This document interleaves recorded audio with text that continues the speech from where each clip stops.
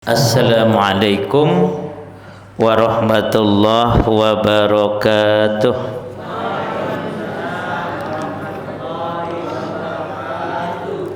Alhamdulillahi rabbil alamin wa bihi nasta'inu ala umurid dunya waddin wassalatu wassalam ala asyrafil anbiya wal mursalin amma ba'd. Qala Allah Ta'ala fil Qur'anil Karim yarfa'illahu alladhina amanu minkum walladhina utul ilma darajat. Sadaqallahul azim. Pripun kabaripun Bapak-bapak, Ibu-ibu, sehat nggih? Alhamdulillah. Lampune tambah terang nggih, dalane tambah padang. Ajeng Ramadhanan, alhamdulillah. Allahumma barik lana fi Rajab wa Sya'ban wa ballighna Ramadhan. Alhamdulillah. Nggih. Kemarin pertemuan terakhir kantos napa? Niki Mas Yusuf sampai apa? Napa? Memberi nama. Oh, kok bener-bener ini pripun niki? Kemarin niku lho, kemarin kan saya nggak ngisi. Sampai apa kemarin niki? Menyusui. Oh, nggih. Jadi pun rampung nggih tema menyusui nggih. Ya. Berarti keutamaan nasi sampun nggih? Sampun, ya. Nggih, alhamdulillah kita kembali mengkaji kitab Manhaj At-Tarbiyah An-Nabawiyah Litifal. Kita masuk ke bab akhir dari bagian pertama, yaitu membahas tentang hukum membawa bayi ke masjid. Berarti belum nggih niki nggih. Dados ceritanipun ngeten Bapak Ibu sekalian, ada ibu membawa bayinya yang masih menyusu, berarti masih menyusu itu berarti 2 tahun ke bawah nggih. Pergi ke masjid dan ikut sholat berjamaah. Karena ini adalah syaratnya adalah ibunya pengen, mau, dan suaminya mengizinkan. Rasulullah Shallallahu Alaihi Wasallam itu pernah ketika jadi imam, beliau dados imam, kemudian beliau itu pengen memanjangkan sholatnya. Tetapi kemudian ketika beliau jadi imam itu beliau mendengar ada bayi nangis, bayi nangis. Maka kemudian beliau memperingan sholatnya, nggak jadi dipanjangkan. Beliau bersabda, aku ringankan sholat karena mendengar tangisan bayi. Aku khawatir ibunya terganggu karena bayinya nangis terus ibunya tidak konsentrasi sholat. Kelihatannya bukan hanya ibunya nggih, tapi nggih ibu-ibu liyane. Sopo to kuwi bayine sapa to? Bapak-bapak juga batin iki bayine nangis banter banget ya. Imame kok ora. Kalau di kita gitu nggih. Kalau ada bayi nangis, yang ribut bukan hanya ibunya tapi yang lainnya juga, kiri kanannya. Nah, Rasulullah Shallallahu Alaihi Wasallam itu memperingan sholatnya karena mendengar tangisan bayi, khawatir ibunya tidak khusyuk sholat. Berarti ini menunjukkan dalil udan nggih, Allahumma shayyiban nafi'an. Menunjukkan dalil bolehnya ibu membawa bayi kecil ke masjid. Dan bahkan itu didukung oleh Rasulullah Sallallahu Alaihi Wasallam. Al-Kasani dalam kitab Al-Bada'i itu mengatakan, ini menunjukkan bahwa imamipun sholat itu harus memperhatikan keadaan makmum. Jadi imam itu wajib memperhatikan keadaan makmum.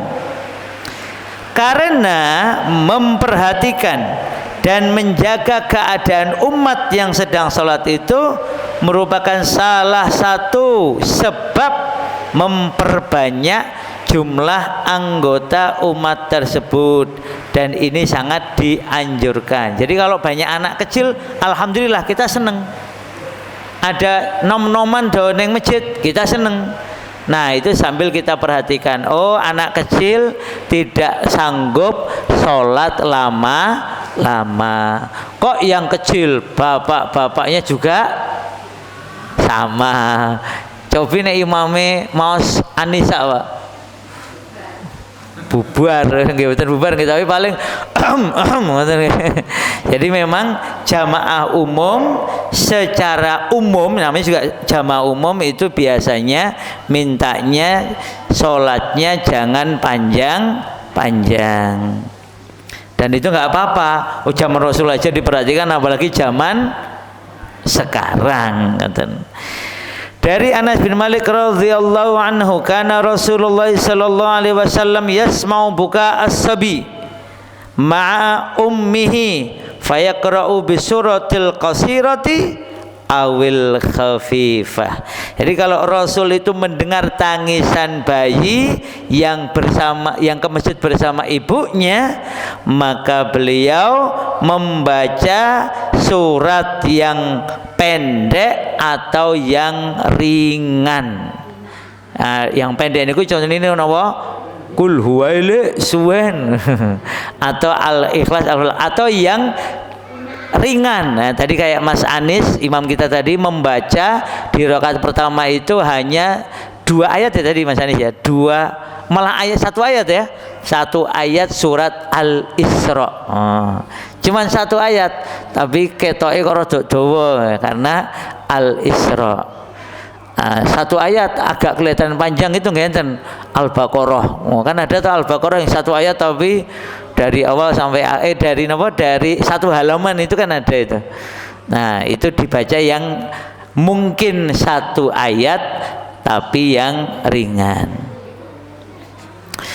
Kemudian di dalam riwayat yang lain disebutkan bahwa sama dari Anas bahwasanya Nabi Shallallahu Alaihi Wasallam bersabda, "Inni la adkhula fis salati wa ana uridu italataha." Jadi Rasul itu cerita, aku tadi itu waktu masuk sholat itu sesungguhnya tadi sungguh aku waktu masuk sholat itu pengen memanjangkan sholat. Fasma'u buka as-sabi, lalu aku mendengar suara tangisan bayi. Fa'atajawwazu fi sholati mimma a'lamu min syiddati wujdi ummihi min bukaihi. Maka aku pendekkan sholatku karena aku tahu besarnya rasa cinta ibunya kepada bayinya ini, sehingga dia itu akan merasa berat sambil sholat kok bayinya nangis, itu kan jadi berat hati si ibu ini, maka aku ringankan sholat. Jadi ini juga strategi nggih, ibu-ibu kalau punya bayi silahkan dibawa ke masjid biar imamnya ngertos. Wis juga ini bayi kok macane panjang-panjang, nah, itu imamnya boleh kita protes karena Rasul pernah memendekkan sholat gara-gara bayi nangis. Jadi ini juga kabar gembira, kalau ada anak kecil atau bayi dibawa ke masjid itu hukumnya boleh, apalagi itu membantu anak itu nanti mencintai masjid.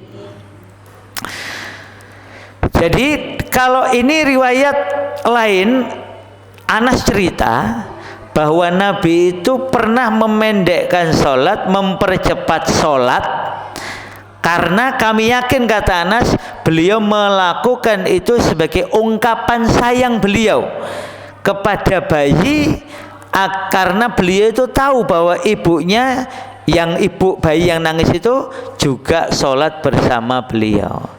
Jadi itu kata riwayat yang lain tuh, itu tondo tresno. Imam yang sayang kepada anak kecil memendekkan sholat karena bayinya nangis. Luar biasa nggih. Jadi dari situ, dari sisi imam membolehkan adanya anak-anak kecil bahkan bayi dibawa ke masjid, lalu meringankan sholat demi memudahkan bayi maupun ibunya maupun juga jamaah secara umum.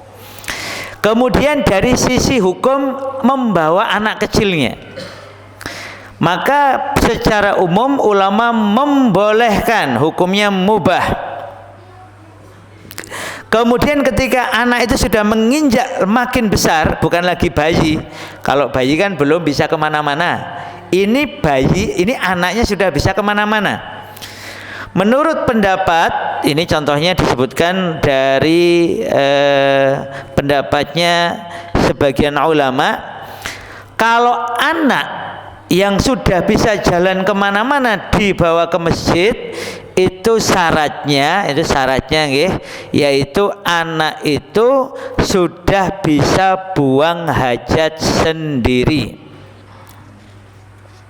Jadi ketika anak belum bisa buang hajat sendiri atau belum bisa pergi ke kamar mandi untuk buang air sendiri, dan itu tidak bisa dilakukan orang tua karena orang tuanya sholat, maka menurut pendapat ini anak tidak boleh dibawa ke masjid.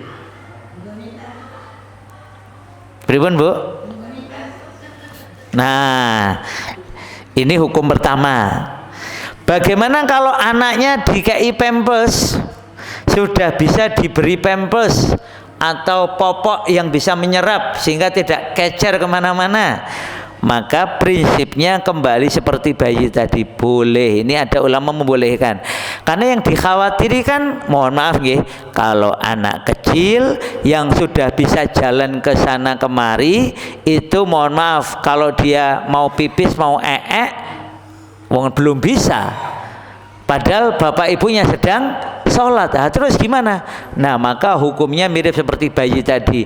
Kalau dia dikenai diapers atau pampers yang insya Allah bisa menampung sementara, ya jangan terus nek jelas-jelas terus ya dibiarin, kan buatan kan ambune nggak tetap seng ngoten toh. Tapi kalau umpamanya pampersnya diapersnya itu bisa menahan sementara buang hajatnya itu, nah boleh. Rasulullah Shallallahu Alaihi Wasallam bersabda dengan sanad dhaif ini ya, jannibu masajidakum sibyanakum, jauhkanlah masjid-masjid kalian dari anak-anak kecil kalian. Ini hadisnya dhaif, sehingga hadis ini boleh ditolak wong dhaif, karena ini berbeda kepentingan dengan dalil-dalil yang sahih. Bayi, anak kecil diperbolehkan oleh Rasul datang ke masjid. Rasul dalam riwayat yang lain pernah sedang jadi imam lalu sujud, cucunya masih anak kecil naik ke punggungnya, lalu naik kuda-kudaan, main kuda-kudaan. Rasul membolehkan, bahkan memperlama sujudnya agar anak kecil yang lagi main kuda-kudaan itu gembira. Ini menunjukkan berarti bolehnya anak kecil yang sudah bisa jalan atau lari dan masih kecil nggih, itu ke masjid. Buktinya Rasul membolehkan. Dalam hadis yang lain Rasul sedang khutbah Jumat, lalu datang cucunya lari-lari, lalu sempat jatuh. Berarti kira-kira umurnya 2 tahunan ya. Lalu Rasul turun dari mimbar, kemudian mengangkat atau membangunkan anak kecil itu, Hasan atau Husain. Bahkan dalam riwayat yang lain, lalu digendong sambil khutbah. Wah, sinten khotib teng mriki ingkang nate gendong cah cilik? Kalau belum silahkan diberitakan ke khotibnya, kapan-kapan pinjam anaknya orang terus khutbah sambil gendong anak kecil. Jadi hadis tentang jauhkanlah anak-anak dari masjid itu dhaif, bertentangan dengan apa yang dilakukan Rasulullah Shallallahu Alaihi Wasallam. Bahkan beliau meringankan sholat gara-gara anak kecil nangis. Jadi yang penting anak itu dikasih alat atau sesuatu sehingga kalau dia pipis atau najisnya tidak kemana-mana. Selesai sholat bisa langsung dibersihkan. Ngoten nggih, clear niki nggih. Berarti tentang harus ada syarat bisa buang hajat itu bisa bisa dihapus kalau anak itu dipakaikan alat sehingga ketika dia pipis atau najisnya tidak kemana-mana. Kemudian tentang perwalian atau pemeliharaan anak. Jadi dalam ilmu fikih namanya hadhanah. Hadhanah itu pemeliharaan anak di waktu belum balik. Ketika anak ini belum balik, Bapak Ibu, maka pemeliharaan itu di tangan wanita. Wanita dianggap lebih pantas, lebih mampu daripada laki-laki. Karena biasanya anak kecil waktu kecil itu perlu kasih sayang yang lebih. Sehingga yang lebih pantas memelihara adalah ibunya. Bapak-bapak ajeng nyusui kan mboten saged. Nah, kan harus cari ibu susuan. Nah, kalau ibunya insya Allah bisa. Sehingga dalam hadhanah wanita lebih layak daripada laki-laki. Kecuali kaum wanitanya punya masalah, umpamanya mohon maaf nih, ada kejadian di Indonesia ini, ibunya radi miring mboten tangane nggih. Niku nggih otaknya itu, sehingga kalau dia yang ngurusi anak dikhawatirkan nanti dia mewariskan kegilaan kepada anak. Belum nanti kalau pas berdua saja dia marah, nggak sadar lalu dibanting. Nah, kan ada itu ibu yang sampai berani dan tega bunuh anaknya. Itu kan amargi radi ngeten niku. Atau kondisi mentalnya yang tidak kuat. Nah, yang seperti ini tidak dianjurkan mengasuh anak. Tapi kalau ibunya ini normal, tidak ada gangguan kejiwaan, tidak ada gangguan mental, mereka didahulukan daripada bapak dan seterusnya. Suatu kali datang kepada Rasulullah Sallallahu Alaihi Wasallam wanita ini berkata, wahai Rasulullah, sesungguhnya putraku ini perutku dulu adalah wadah baginya, payudaraku adalah minumannya, pangkuanku adalah tempat tidurnya, kemudian ayahnya menceraikanku dan ingin mengambilnya dariku. Nah, jadi protes wanita ini. Rasulullah kemudian bersabda kepadanya, engkau hai ibu lebih berhak atas anak itu sebelum engkau menikah. Jadi kalau sudah menikah nanti hukumnya bisa berbeda tergantung kondisinya. Tapi kalau ibunya ini masih siap, suaminya juga, suami barunya maksudnya nggih, itu oke, silahkan. Nah, itu masalah hadhanah, masalah pengasuhan. Kemudian bagaimana dengan pendidikan anak, pengajarannya, kemudian pembiayaannya? Maka pendidikan dan pembiayaan anak ini ada pada ayahnya. Kewajibannya ada pada sinten? Bapak. Sehingga walaupun sudah cerai, bapak harus tanggung jawab. Kalau anak laki-laki sampai anak laki-laki itu balik dan memiliki keterampilan menghidupi dirinya sendiri. Kalau anak perempuan sampai menikah, itu tanggung jawab bapak. Maka tolong bapak-bapak itu putri-putrinya dididik sampai jenengan nikahkan dengan orang soleh. Dan yang laki-laki tolong dididik, dibiayai sampai dia balik dan memiliki kemampuan untuk menghidupi dirinya sendiri. Maka laki-laki dianggap tidak bertanggung jawab kok tidak mau ngurusi anaknya. Pergi kling, nggak mau ngurusi, itu besok bisa ditagih sampai akhirat. Atau cerai, Padahal sudah punya anak, lalu nggak mau ngurusi anaknya. Oh, bos, aku kan kita udah cerai. Cerai itu sama ibunya. Sedangkan bapak dengan anak itu tanggung jawabnya sampai akhirat. Maka tolong walaupun sudah cerai, nek niku memang anak jenengan, nggih para bapak wajib mengurusinya sampai tadi nggih perempuan sampai menikah, laki-laki sampai balik dan memiliki keterampilan mengurusi dirinya sendiri. Tanggung jawab siapa? Anak laki-laki ini bisa baik, bisa ngurusi dirinya. Tanggung jawab Pak. Pak. Cocok mboten? Cocok mboten cocok niku jenengan harus melaksanakan. Salah ya wanita jadi bapak. Kira-kira gitu. Nek kalau nggak berani ojo ngelangkoni. Nek wis ngelangkoni ya kudu tanggung jawab. Makanya di situ ada pahala besar bagi para bapak yang memberikan nafkah yang halal kepada istri dan anak-anaknya, semuanya dinilai pahala, dinilai sodakoh. Makanya kita pernah bahas nggih, kalau jenengan mampu suapi anak-anak jenengan. Sudah nyuapi belum?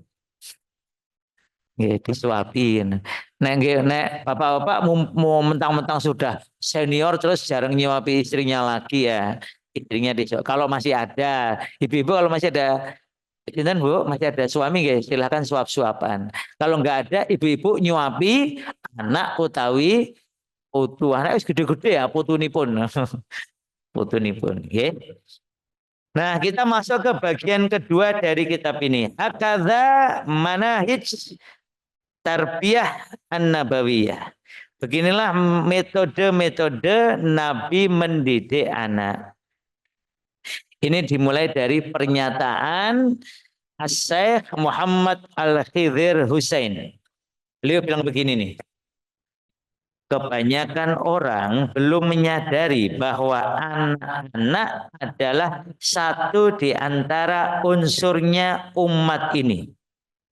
Jadi anak-anak ini, bapak-bapak, ibu-ibu, yang kecil-kecil, yang cilik-cilik niku, sing lucu-lucu niku, yang sholatnya mungkin belum tertib itu, bahkan kalau 7 tahun ke bawah belum boleh diperintah sholat sampai umurnya 7 tahun, itu mereka itu adalah satu di antara unsurnya umat Islam. Hanya saja dia masih tersembunyi di balik hijab kekanak-kanakannya. Apabila kita buka, kita singkap tabir itu, kita temukan anak itu bagian dari tiang penyangga umat ini. Akan tetapi ketetapan Allah pasti berjalan, yaitu bahwa tabir tersebut tidak akan tersingkap, tidak akan terbuka kecuali dengan bimbingan dan pendidikan secara berkala, terus-menerus, sedikit demi sedikit. Kalau putra-putri jenengan, putu-putu menjenengan sudah mau ke masjid, nah itu bagian dari sedikit demi sedikit. Kalau putra-putri jenengan, putu-putu jenengan sudah mulai mau niru-niru sholat, itu bagian dari bimbingan dan pendidikan. Oleh karena itu harus dilakukan bimbingan dan pendidikan itu dengan perencanaan yang matang dan bertahap. Suatu kali saya ada di satu masjid ya, masjidnya itu 3 lantai. Lantai 2 itu dipakai untuk anak-anak. Ya namanya anak-anak rame. Sudah diingatkan masih saja rame. Ya diingatkan lagi, dididik lagi, dibimbing lagi. Tapi kalau anak-anak itu mau main di masjid, niku saya nama mboten. Hai, anak-anak mau berada di masjid niku saya. Ini bagian dari perintah Allah dan Rasulnya. Ini bagian dari Islam kita. anak-anak main di masjid. Nah, lalu ada jamaah komentar, luar biasa ya masjid ini ya. Anak-anaknya banyak. Itu berarti beliau mengatakan di masjidnya anak-anaknya sedikit atau hampir nggak ada. Ya memang jadi kelihatannya tenang, khusyuk. Tapi mohon maaf, mosok khusyuk kemauan harus lampu dimatikan. Anak-anak nggak boleh ada. Lah pripun? Nah, besok kalau itikaf nggih Bapak Ibu nggih aslinya nggih kalau itikaf itu anjurannya lampu tetap nyala agar yang mau baca Quran bisa baca Quran. Tapi tolong kalau itikaf itu kalau ngeten nggih, ini aturan fikihnya. Kalau ada orang sedang sholat, maka jangan suara Qur'annya mengganggu yang sholat. A'udzubillahiminasyaitonirrajim. Bismillahirrahmanirrahim. Ini kalau bukan majelis nggih, kalau sendirian nggih. Lalu kita baca amma yatasaalun. Lalu datang orang sholat sunnah. Sholat sunnah, apalagi sholat wajib ya, sholat sunnah. Maka kalau memang nggak ada majelis, maka pas kita sendiri itu langsung suara kita pelankan. Yang suaranya nggak boleh ganggu yang sedang sholat. Maka kalau itikaf itu jangan banter-banteran baca Quran. Lampu dinyalakan, yang baca Quran silahkan, yang sholat silahkan, yang tidur tangeke. Kalau memang sepertiga malam. Tapi sebenarnya boleh juga tidur, boleh, nggak apa-apa. Ya nanti pas pas napa niki pas sahur dibangunkan. Mosok sahur nggak dibangunkan. Salah turu. Nanti subuh. Saya ingat waktu 2017 di lantai 5 nopo guys, Masjidil Haram itu saya dibangunkan untuk ikut sahur. Bahkan juga dibangunkan ketika sholat malam yang setengah duaan itu dibangunkan. Ini mau sholat malam. Saya dibangunkan karena memang kesepakatan di Masjidil Haram sholatnya dibagi dua. Ba'da Isya dan nanti belum witir, kemudian nanti setelah tengah malam ya kira-kira setengah dua jam 2. Itu nanti baru diakhiri dengan witir. Nah, itu juga terjadi lagi ketika saya 2024 Ramadan juga begitu. Nah, insya Allah kok 2024 betul 2024 karena 2025 saya nggak umroh Ramadan. Nah, tahun Ramadan ini insya Allah umroh Ramadan lagi. Nah, terus gitu ya Bapak Ibu nggih. Kalau didik anak niku perlu perencanaan, perlu jadwal, perlu aturan dan program yang jelas. Nah, setelah ini kita akan masuk ke program pendidikan anak. Pertama, dimulai dengan memperhatikan metode utawi manhaj utawi cara mendidik anak menurut standar Rasulullah Shallallahu Alaihi Wasallam. Ngapunten niki rencana ini pun di masjid kita ini tiap hari ada buka puasa untuk anak-anak. Punten nggih. Maka program buka puasa untuk anak-anak kalau menurut pendapatnya Syekh Muhammad Al-Khidir Husain dan para ulama itu tolong dibuat program. Tidak harus selalu ngaji, bisa juga acara-acara yang ringan, yang menyenangkan ini pun berkisah tiap hari nopo. Ngoten nggih. Nanti bisa kerjasama dengan masjid-masjid yang lain atau dengan sajadah. Umumnya sajadah berkisah hari nopo, Mas. Mau ada berkisah? Nggak tahu. Umumnya mau ada berkisah hari Senin. Nah, ya hari Senin bisa kerjasama bawa ke sajadah sebelum buka bawa ke sini lagi bukanya di sini. Nanti sini bikin umumnya hari apa berkisah, hari apa bermain bersama, hari apa macam-macam. Tidak harus setiap hari situasinya namanya juga anak-anak. Kita bisa kreatif. Oh, mamanya ada game tiap hari apa, nanti apa, kita bisa membuat planning, perencanaan yang baik. Nah, termasuk untuk remajanya. Mungkin ada kajian remaja nggak harus ngajinya ngaji seperti ini. Bisa juga dibikin yang lebih santai, yang lebih rileks, atau sambil lihat film perjuangan, filmnya Umar, atau filmnya apa? Film-film Khalid bin Walid atau yang lainnya. Kita bisa nyari sehingga suasananya itu bisa lebih lebih apa nih kok lebih variatif. Nah, kita bikin planning. Dalilnya apa? Dalilnya adalah Rasulullah Shallallahu Alaihi Wasallam saat mengantarkan Muad bin Jabal, beliau mengatakan, "Alimu wa yassiru wa la tu'assiru, wa basyiru wa la tunaffiru." Ada tiga, nggih. Yang pertama, alimu, ajarkanlah ilmu. Nah, ini penting. Makanya saya sempat sampaikan ke takmir sini beberapa kali. Kalau memang mau bikin pelatihan bersama untuk para remaja, alhamdulillah sampai sekarang nggak jalan. Kalau di tempat lain, alhamdulillah sudah 10 kali. Ya nggak apa-apa. Wong namanya nawarkan ya nawarkan. Tapi ya kenapa? Agar remajanya itu punya ilmu.